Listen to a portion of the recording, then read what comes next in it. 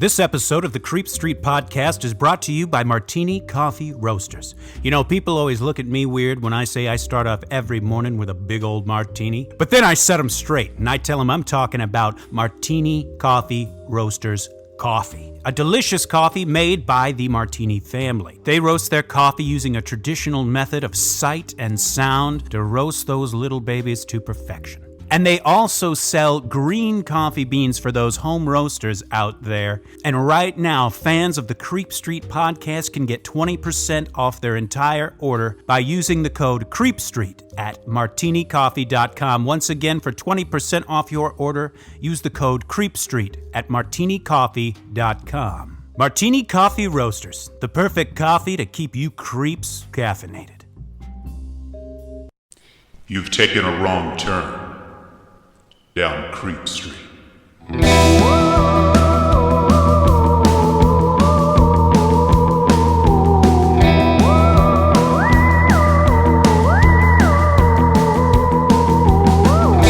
Citizens of the Milky Way, my name is Dylan Hackworth. I'm Maureen Bogey. And this is Creep Street. We are jumping right into it today. Yes. Because we have a very special guest. Mm-hmm. We're very honored to be able to interview Nexium whistleblower and survivor Jessica Joan. This is a dream interview for us. Oh, yeah.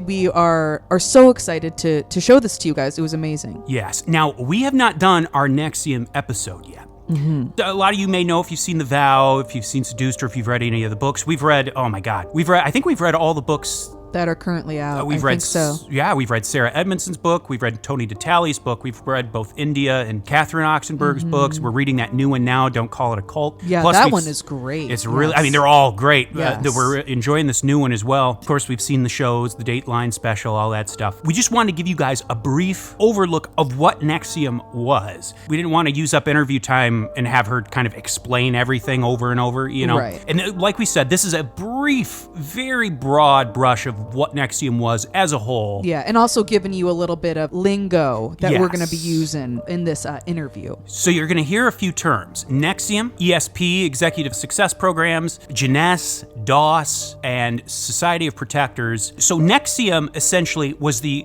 overall company. ESP, Jeunesse, Society of Protectors, or whatever it's called, Rainbow Academy, I think is. All of these were other companies underneath the umbrella of Nexium. So just so everyone knows, when you hear these terms like Jeunesse and stuff, they're all part of Nexium. Nexium was just the mother company. Basically, you can kind of think of it as, kind of like you said, Nexium is the broader company, and then these other groups are like classes or intensives you can take.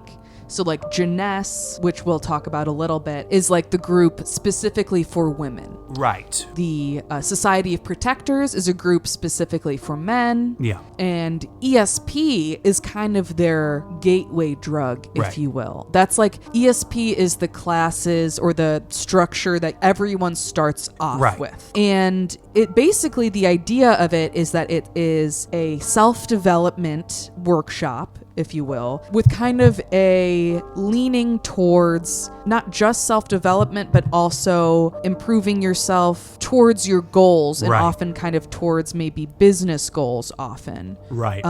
So, It was kind of pitched as your typical self-improvement. yes. And of course, that's not what it was. At the end of the day, that was all a front. And sitting at the top of all of this mess was a son of a bitch named Keith Renery. That's right. Real piece of shit. Literal trash, vile, little fucking parasite. He looks like John Denver if John Denver didn't have any fucking talent. Mm-hmm. You know what I mean? Yeah. I feel that. I also feel like he also looks like, he's kind of looks like a woodland creature, but not in a cute way. Kind of like a fucked up woodland creature. He's like the Danny DeVito penguin, but with an unearned self-esteem. Yeah. I like that. He really kind of gives you firm improv teacher vibes. And of course, he was the ultimate bad guy. He was the ultimate person sitting on this throne of shit. Yes. But there were other abusers as well, as we know, Allison Mack, the actress, Claire, the Bronfman sisters, the Salzmans. So DOS, to make a very long story short, was a secret society of women that was supposed to be almost like it was pitched to these women as maybe like a Freemasons sort sort of group where it was a secret society where these women would be working together and holding each other accountable for their own goals and their own personal growth, as well as enacting change and helping those around them as well. It's kind of this vague idea, the way that it's pitched. So it sounds kind of cool, especially to these women that are already within Nexium. They think this is cool, but it turns out, and once again, we are going to get way into this in our episodes on Nexium, but that DOS was essentially a pyramid scheme to sex traffic women towards the person at the top, who was Keith Raniere, as well as Allison Mack and others. Just like vile, nasty, deplorable behavior. Yes. All over the place. Absolutely. And in this situation, in DOS, the person who brings you into the fold would be your master, and you would be their slave. And this is like literal language that they would use.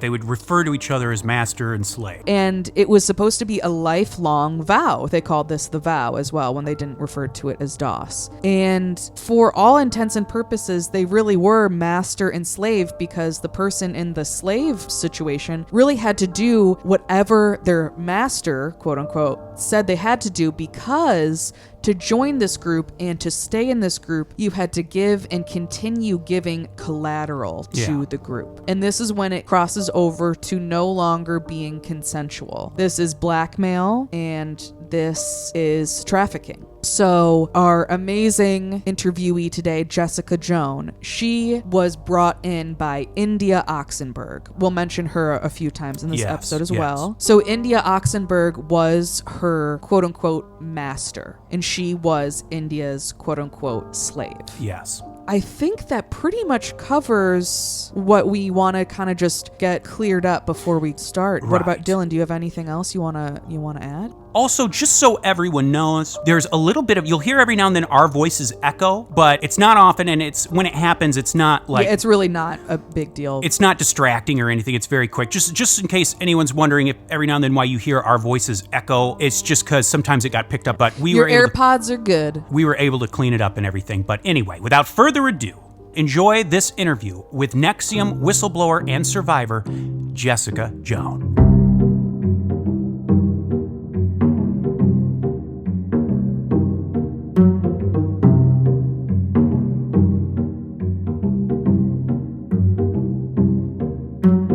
All right, Jessica Joan, thank you so much for coming on to the Creep Street podcast. We are so happy to have you. You've been in the news a bit recently. Yes. How did Nexium first come into your life? Well, thank you both for having me on. I'm so excited to be here. And yes, I have now come public, not in a huge way, but it was time. Good for you. Good for you. That's really, I can't imagine how much strength and courage that takes. Like, genuinely really mean that. I mean, that is amazing. Good for you. Thank you so much. I really appreciate that. I mean, it's one of those things where I had to be ready to do that because there's so much that comes with it, like so many layers on top of just emotionally being in the right place, and, you know, I'm doing everything for the right reason. Anyways, how Nexium first came into my life was I have a former best friend, and her and I were both into personal development. We're also both actresses and things like that. And she had a few clients of hers were coaches in the program. So there was, India was her client, Mark and Bonnie were her clients. So she was friends with them for a while. And so she had a presentation at her house, and I went to the presentation, and that's how I first got introduced. And what did you think, like, how was it presented to you? Like, what did you think you were signing up for? So I thought I was signing up for this humanitarian personal development entrepreneur program. So because I've always been a seeker and constantly working on healing my, childhood traumas, this just seemed like a more, I guess, like scientific approach. Like, it was more intellectual, and like they said, they had a patent on this special technique that can help remove these limitations and blockages. So it's funny, you know, like what they say is, it's too good to be true. And I definitely had that moment where I was like, maybe this is the thing that can actually help me. Absolutely. And that is like the way that Nexium, what we've noticed in our research too, that like they did such a good job of, like you said, making it seem scientific. Like this wasn't just some kind of like loose idea. It was like, no, we have the answer, and like we know how to really help you get to the next step. Exactly. So once you actually joined Nexium, how did that really work? Were you staying in LA, or were you going to Albany, or both, or how did that work for you? So originally I did the first 5-day intensive in LA, and I did that with a couple friends, and I had an incredible experience. You know, it was the first time being around so many like-minded people, in a sense of people that had really good hearts and wanted to be good and spread goodness in the world, and not just in like a kind of hippy-dippy way, but just real people who have gone through things, who wanted to heal themselves, and who wanted to help other people. So that was a really incredible experience for me. And even just to see the coaches, you know, some of them went to Harvard, some of this did all these cool things, all coming together in, you know, what seemed like goodness. I did eventually finish the 16-day course, the remaining 11 days in Albany. Gotcha. So, but did you ever move permanently to Albany, or was it more so you were just going in and out? Well, funny enough, there's a lot more of this that's going to be shared in my book, but I did end up moving to Albany. Gotcha. Okay. Cool. Okay. And how did it start? Maybe this happened once you moved there, or maybe before, I'm not sure, but how did you meet Keith Raniere, and what did you think when you met him? What were your expectations? Were those expectations met? How did that kind of work? We've heard about the legendary volleyball nights. Oh, we're obsessed with the volleyball nights. And so we're very curious about that. Yes, that was really a thing, and that actually is the first time I ever met him, was at a volleyball game. Yeah, it's a whole experience. I don't even know how to explain it, really. It's just, you have this very seeming like the 90s or the 80s style old like gymnasium community rec center. Yes. And, you know, in Albany there isn't much going on there, and at the time that I went, it's like snow and cold, and then you just have it's like late at night, and all of these people playing volleyball are just being spectators and giving him little treats on his chair, like people would leave chocolates. It was a whole thing. Yeah. How long had you been hearing about Keith before you finally met him? Did they sort of build it up in your mind like you were about to meet this guru or whatnot? Well, the thing is, with ESP, so I actually first knew Nexium as ESP, which is Executive Success Programs, which is the actual intensive. So I never even really called it Nexium until it became like the Nexium thing. But during the course, and what they do in the intensives is they start indoctrinating you with creating this pedestal of Keith and even Nancy. And, you know, we'd call him Vanguard, and we'd, you know, do a little bow, which, you know, could seem like, oh, this is kind of weird, but if you've ever taken a martial art or anything like that, it's respect and reverence.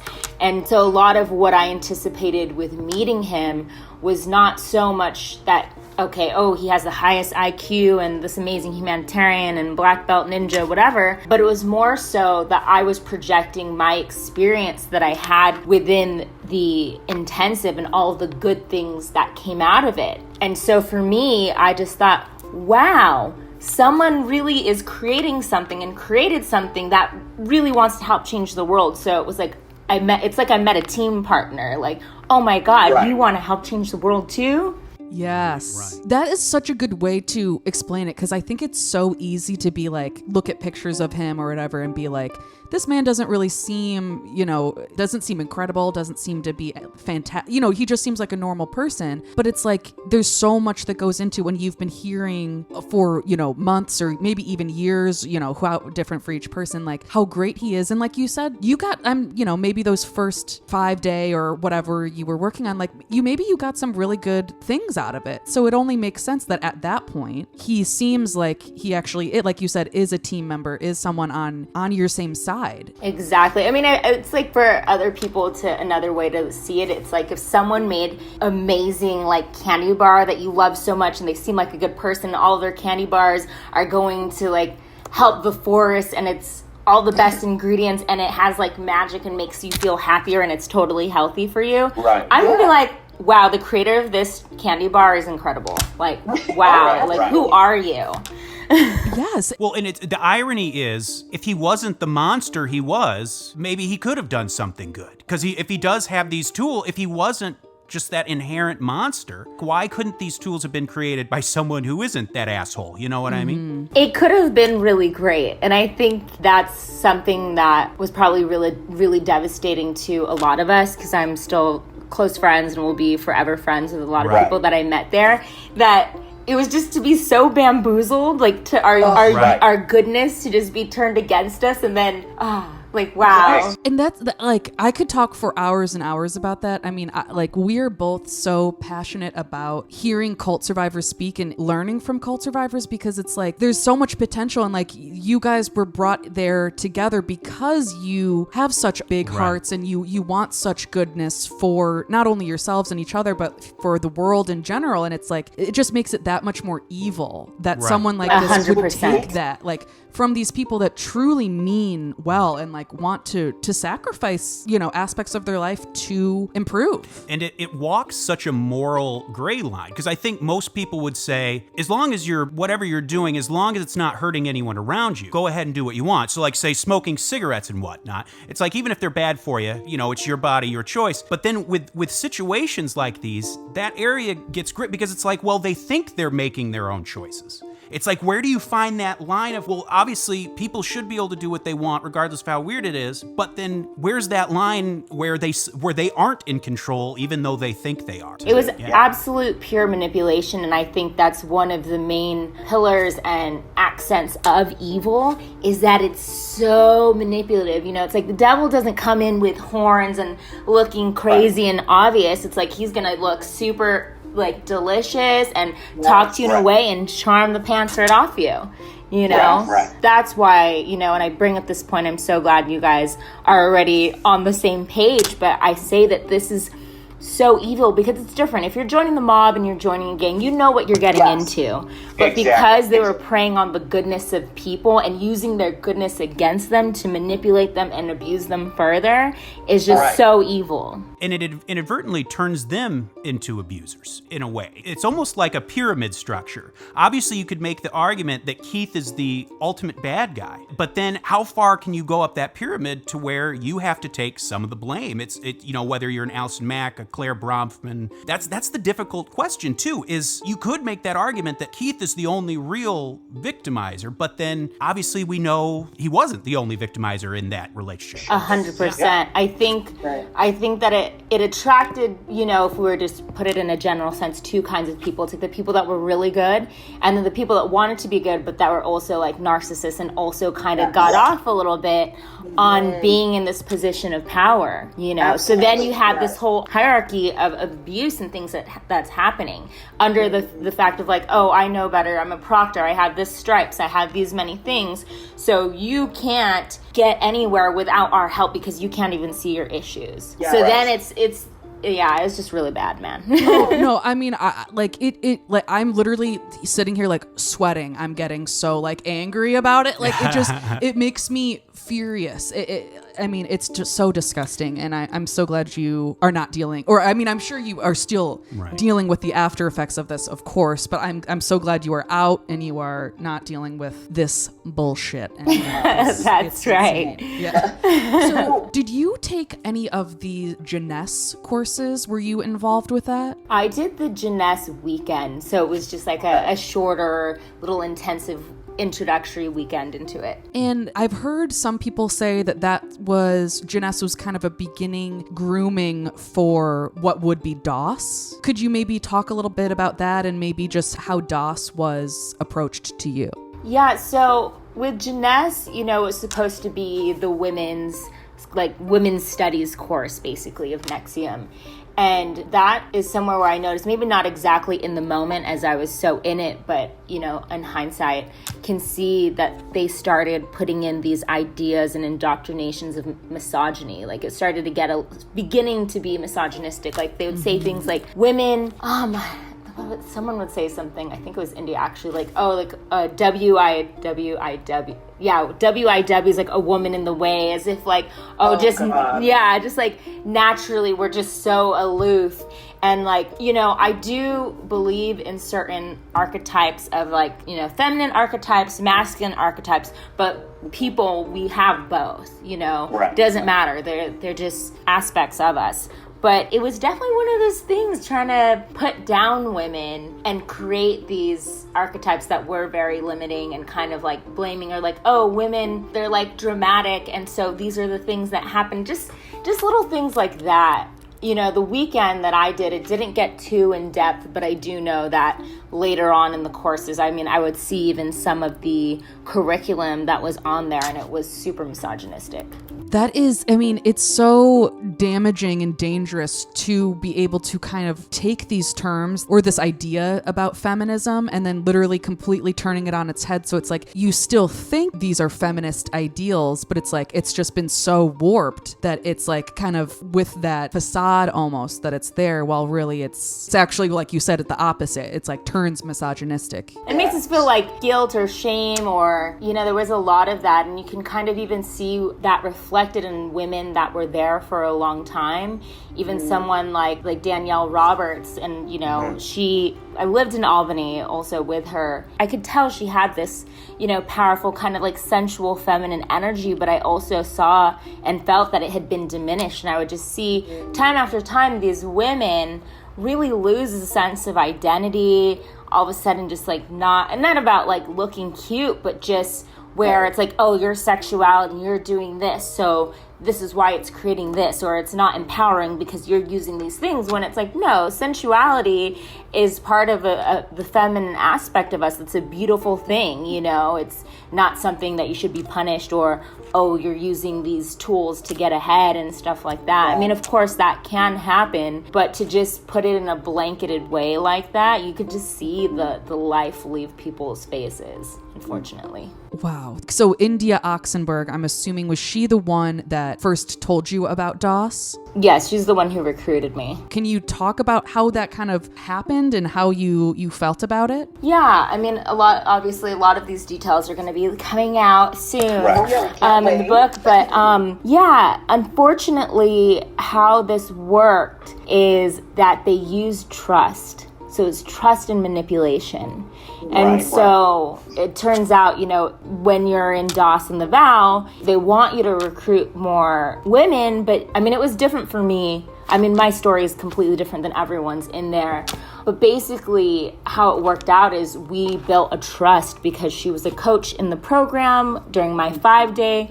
We got extremely close. Even prior to that, I had met her at a barbecue at my former best friend's place. And then after doing the 5-day, I'm so raw, so open, and being in LA and in the entertainment industry, sometimes it's hard to find people to really, like hold you in that space.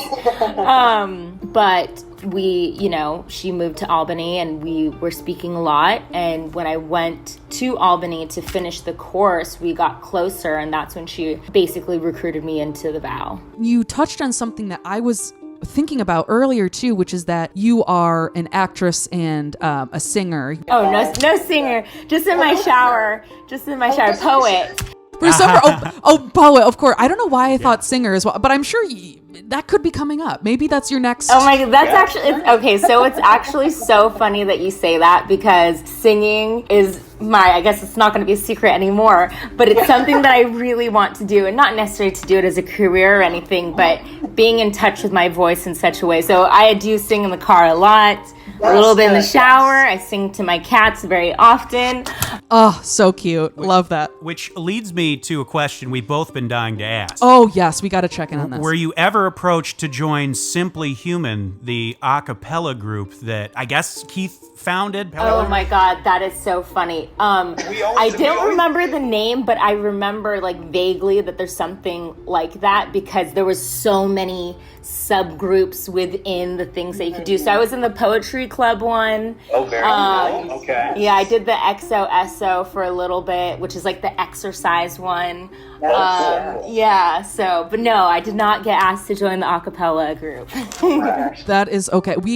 I don't know how we like stumbled upon their YouTube videos, but we stumbled hard and we're just literally all about it. Well, it's one of those things. Obviously, a cappella on its own is fine. It's not like there's anything wrong. Oh, no, it's like fun. It's just such like a funny thing. It's just, it would be like if you found out Jeffrey Dahmer loved to do needlepoint. It's like needlepoint's not weird, but it's weird that Jeffrey Dahmer would like, what's with volleyball and a cappella, for Christ's sake? Oh my goodness. But yeah, so you are an actress and you are a poet and you are a singer, but it's just, that's next. But I was thinking about that too because, you know, Dylan and I both are in the entertainment industry as well. And there's this kind of, at least in my opinion, and I'm maybe you guys feel the same way, that there's this kind of culture with a lot of the entertainment industry that you kind of need to be available for feedback, quote unquote, kind of all the time. Like always kind of hearing from a director or a coach or a teacher or a producer or whatever about like how you can do something better and what you need to be doing better and all that kind of thing. And that you're supposed to just take the notes that you're given and just apply them and not really ask questions. That's just really rings true with ESP, Nexium, The Vow, all the above as well. And it's hard not to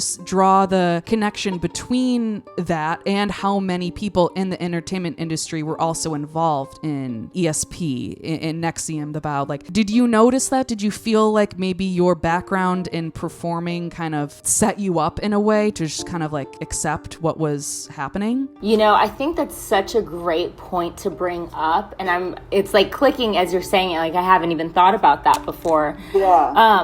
And, you know, being a performer, as you guys know, we want to do our best, right? We're constantly striving to do better.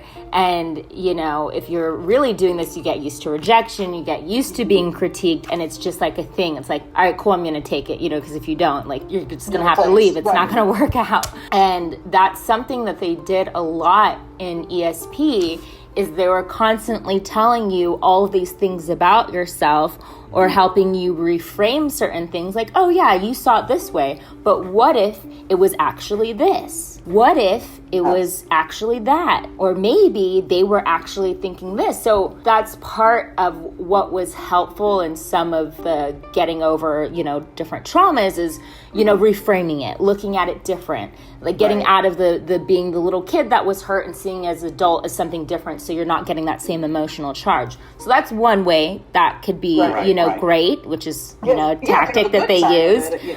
But then the problem that happens, and that is happening, is that people don't have a real sense of self. And they don't know who they really are. They know their personality, they know their job, they know what they look like and their physical body, but they're not really connected to who they are. So what happens in that case, just like in ESP, is that's how they get manipulated. And what was so dark and manipulative is what they did in ESP is they would say, okay, you have your 5 senses, right? But then there's this thing called intuition. Oh yeah, there's this thing, but it's not really scientific. So they mention it, but then they throw it away. And so a lot of what they were doing was disconnecting people from their intuition and from their knowingness. So then they're only operating from their head, which yes, the mind is a powerful thing, but it's so limited, you know, in comparison to tapping into your intuition or tapping into your heart. So whenever even you had a physical reaction, say if it was traumatic, like, oh, that's just a feeling. But then, like, it's like if you're in danger, your intuition is going to be telling you and your gut's going to be alarming. But then they would say, oh, it's just a bodily sensation. And so that's what they would do. So to answer your question, I do think that, you know, being in the entertainment industry and being an artist in that way did help set me up to do these kinds of courses. I'm also personally, like, I love to grow. So they would say, okay, on a like scale of 1 to 10 on growing, I'm like, I'm an 11, like, let's go. Say something to me, I don't care. But also, you know, in the scope of my journey within that, I got to really know myself because I didn't fall for all of those things that, you know, unfortunately most of everyone else did. And that's because I never let go of my intuition. And that's because my childhood and the way that I lived my life, that's how I survived. So there was no fucking way. Oops, I cussed. So there was no way I was going to let anyone take that from me. Good for you. And like you said, that's what saved you. You know what I mean? It's like that gut feeling, that intuition is there for a reason. Like, we're meant to listen to it. And, you know, I noticed you said the person that initially got you into all this is now your former best friend. And I know India, you said, was the one who initially approached you about DOS. Did this drive a rift into a lot of relationships you had, I'm assuming, with this former best friend? Or how do you look at India now? I mean, granted, you're both out of it now. Is there any animosity because of that relationship? So, to answer your first question, it definitely came between a lot of my relationships. Even my boyfriend at the time, who we were living together and, you know, was like the love of my life. But because I was so focused on my own journey of growing, and he tried to warn me actually and was like, if someone's really trying to help you, it shouldn't cost this much. And like, this is weird. But I was just so caught up in this space of like, oh, you didn't take the course, you don't know, you just have your issues. And so it's kind of like Scientology, you know, how they separate people from their family and friends if they're not on board with the same thing. And then you have this whole elitism thing that happens. So yeah, there's definitely some friends that I think knew that this was weird, and just, I don't think, you know, I don't blame them, but we're not, they probably were just like, I'm just gonna let Jessica do her own thing. And like, you know, I was really into it. Like, it was one of the reckonings I had to have with myself, of like an ego death of like, wow, this is really embarrassing. I wasn't too hard on myself. I think it's just anyone that knows me pre-ESP, had a certain persona, I had a certain, all these things. So it was definitely, it was just a very ironic situation. And with my former best friend, yeah, it definitely created a rift. She, you know, we had been friends for, you know, she was my longest friend for the longest time and kind of like a little sister to me, and the one who initially brought the whole Nexium universe into my experience. And she also joined DOS as well after me, and it was just really complicated. You know, I have love for her. I wish her the best. We're just not on the same plane of looking at our truths, and that's okay. Everyone's on their own journey. But I'm in a space where I'm very particular about who I surround myself and who I share my energy with. And it's so important for me to live a life of authenticity. And I don't have time for anything that isn't real. Yeah, and so, and again, everyone is in their own journey. There's no judgment to anything. But with this specific situation, there's certain realities that are not being seen on her end, and that's okay, and that's her choice. But I can't be involved in friendships that do not see reality. Right. Yes, totally. Especially when it's something that's so deep to me and that I played a huge role in. Did you have any personal run-ins with Mac? Allison was my grandmaster. So yeah, she actually was very hands-on with me. Obviously, my first reporting was to India, but Allison had a vested interest in me and was very present in my experience with Nexium. So you are involved in ESP, Nexium, and now you are in DOS. How was that for you, just kind of on regular day-to-day? What was that like? Honestly, at first, it was stuff that I would just normally do, like the assignments, because it's a long game. They had a whole long process. You know, it wasn't like I joined and then I'm in a sorority and I have all these like girlfriends like, hey, we're in this together. No, but it was a lot of journaling assignments of like, what is a wise woman? Like, how do you want to see your life? Going on a 20-minute silent walk of contemplation. So that stuff I love to do anyways. I'm very introspective. I would psychoanalyze myself since I was a child. So it was just things that I would do. Right. I love to read. Here I am reading Malcolm X's bio because I want to, and I have like all these other reading assignments with, you know, different activists and things like that. So at first it was great. Just for a timeline, how long were you involved in the company before you were approached about DOS? And then at the time you actually formally left, how long would you say you were actually a part of the whole thing? It happened really fast for me. So Nexium before DOS, maybe 3 months. And then Wow. You were clearly someone they wanted to advance rather quickly into DOS, I would assume. Oh yeah, that happened very quickly. Yeah. And then I was in Albany, so it's maybe 3 more months. Oh, okay. Yeah, so a Okay. total of like 6 months. So if there's any silver lining, it's good for you that you didn't lose so much of your life. Yeah. Yeah, it's almost better that they struck hard and fast, so I could realize things much quicker than if they would have just took me along a lot longer. What was the moment, your wake-up moment, and everything that came after that? Was there, I mean, obviously you had already noticed weird things, but what was the straw that broke the back, essentially? Well, Allison gave me this special assignment, and it didn't make sense. It was extremely triggering, and it revealed that there's some sinister stuff going on here. It wasn't super clear, but it was enough that all of my spidey senses went off and were like, this isn't good. I need to get out of this situation. How do you feel about people like Nikki Klein or those involved with the dossier project? Or Oh my God. I know. I know, it's like, what, you guys, come on. But yeah, how do you feel about those that are still loyal to ESP or loyal to Keith? How do you feel about that? I think it's a bit crazy and absurd that this is even still going on with how much is out there.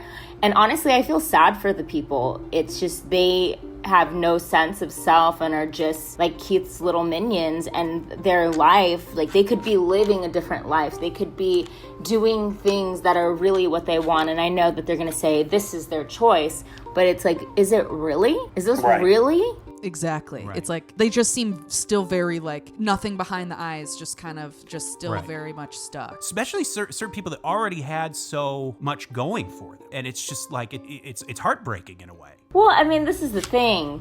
This was a really high-level manipulation organization. They had the Dalai Lama co-sign this. They had, like, Richard Branson. They're like, oh, we had an intensive on his island. You have these affluent people. You have, you know, these people that their Tourette's tics were supposedly cured from taking these, you know, intensively. That was something that really struck a chord with me, that like, wow, this is really incredible, because in my 5-day, there was a 12-year-old boy and his mom was there and saying, you know, and he has Tourette's, and that he's done, you know, work with Nancy and took a bunch of courses, and he's not expressing any tics. Even one of my girlfriends who was in it and I'm close with, they documented all this. So it's like, wow, this is doing really good stuff here. And that's kind of goes back to what we were saying before, where it's so frustrating because it like there is something to some of this. You know what I mean? It's like, how did that? Like, that's amazing that people with Tourette's really are seeing like marked real progress and things like that, where it just like, it's kind of mind blowing. Yeah. And I think that's why, you know, if I try to get into the mind of why would someone still be in this and supporting this, like what's happening, there's so many levels. Obviously some people that have just dedicated their lives to this, so this is their identity. And if they were, so it's a high level denial,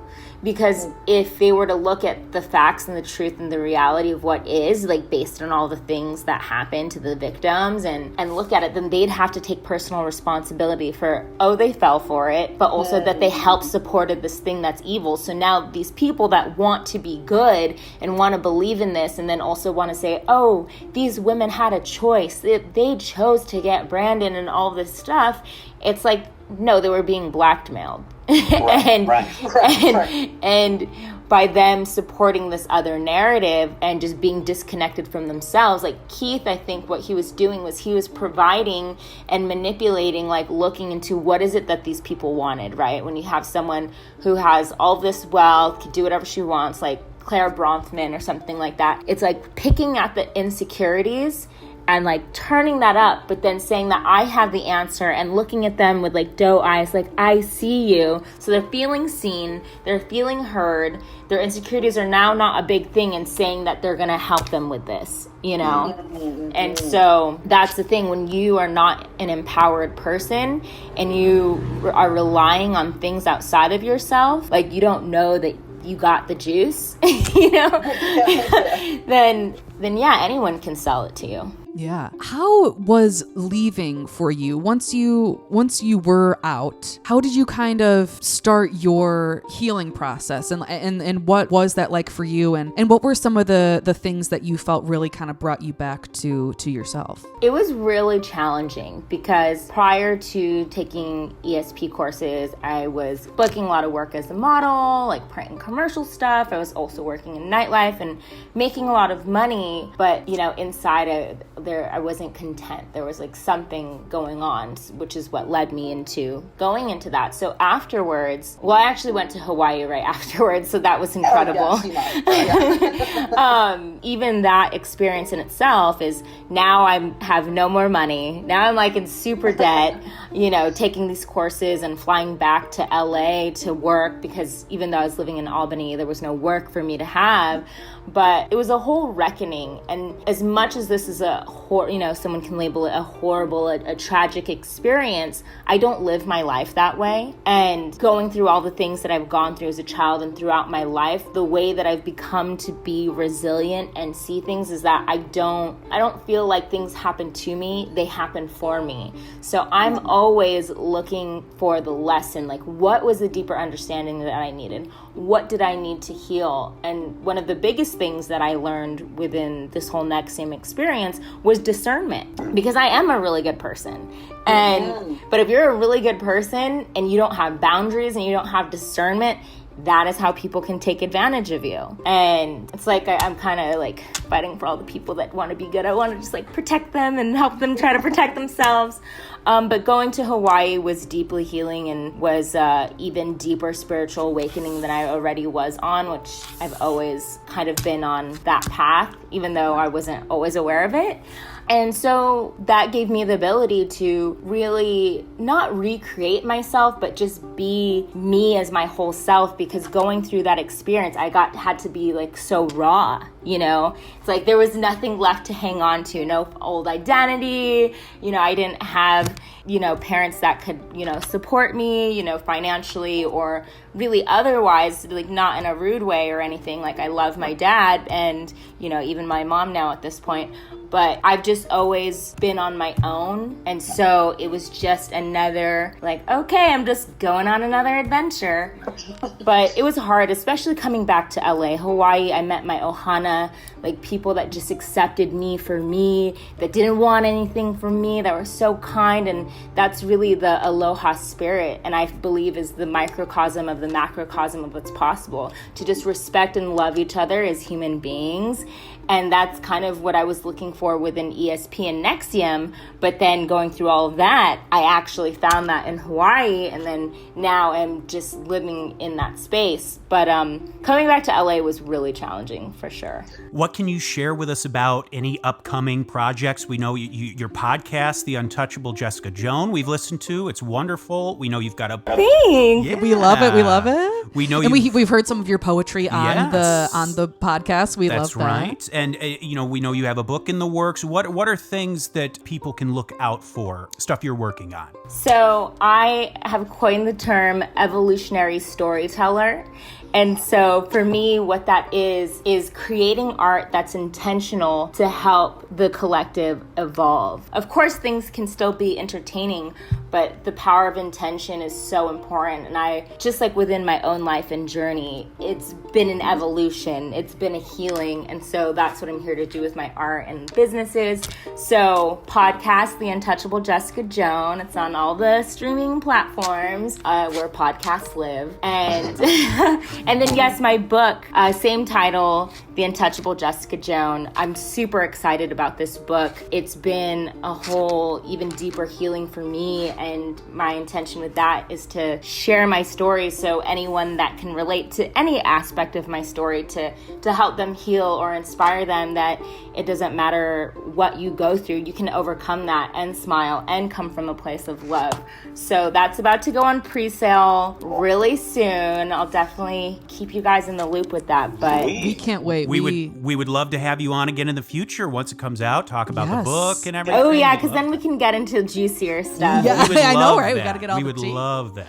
Yeah, I mean, as like you're saying, I'm sure there'll be more in your book, of course, but is there anything that you wanted to say here you felt like maybe people don't understand or wasn't showcased in The Vow or Seduced or Dateline or whatever? Well, I think that's also why I'm doing so many different mediums of sharing my story, because there isn't one answer, there isn't one way. And I guess if I were to just share something, with your people, to just follow your truth, remember what that is, and when seeing and receiving information, just look a little deeper, because everything isn't always what it seems. That is some great advice. Thank you. And we are also wishing you luck for your, what is it called?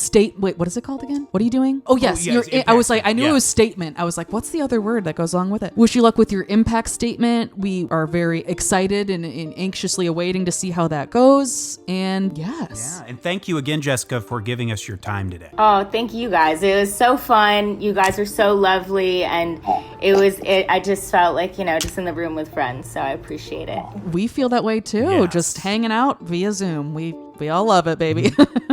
Yeah, I'll have to hit you up when I come to Chicago. Please, we yes. would love that. We love it. And same with us when we. Oh yeah, you let me know when you're coming to LA. Absolutely.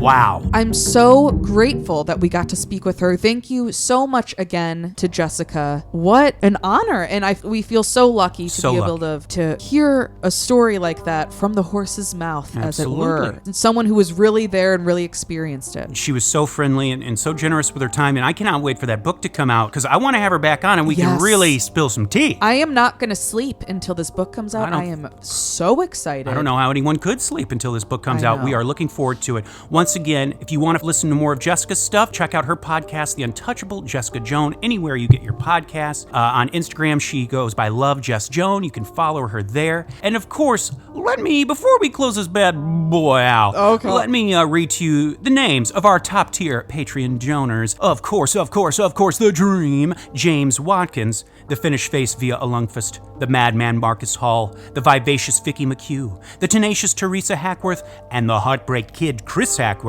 the oh-so-suave Sean Richardson, the British Bonebreaker Bex Martin, the Notorious Nicholas Barker, the Terrifying Taylor Lashmet, the Count of Cool Cameron Corliss, the Archduke of Attitude Adam Archer, the Sinister Sam Kiker, the Nightmare of New Zealand Noeline Vivilli, the Leviathan Levi Mace, and the Loathsome Johnny Love.